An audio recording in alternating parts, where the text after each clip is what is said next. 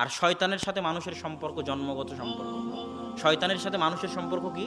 জন্মগত।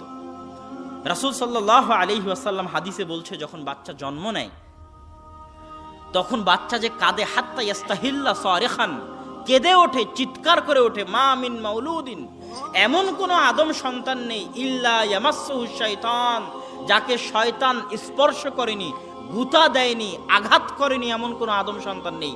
শয়তানের আঘাতের কারণে আদম সন্তান কেঁদে ওঠে, ইল্লা মারিয়াম ওয়া ইবনুহু ঈসা, তবে মারিয়াম এবং তার সন্তান ঈসা বাদে, তাদেরকে শয়তান স্পর্শ করেনি। বাকি সকল আদম সন্তানকে জন্মের পর শয়তান স্পর্শ করেছে, শয়তানের স্পর্শে মানুষ কেঁদেছে। তাহলে শয়তানের সাথে মানুষের সম্পর্ক কি? এই সমস্ত শয়তানের অনুসারীদের জন্য অনেক বড় ধাক্কা যে তাদের আব্বার দেশে তাদের বিরোধী লোক চলে এসেছে। তার মানে তাদের সবগুলোর আব্বা হচ্ছে আমেরিকা, আর আমেরিকার নতুন প্রেসিডেন্ট ডোনাল্ড ট্রাম্পের প্রথম আদেশ যে পৃথিবীতে তৃতীয় লিঙ্গ বলে কিছু নাই, লিঙ্গ দুটেই, নারী আর পুরুষ। ইলন মাস্ক ছেলের জীবন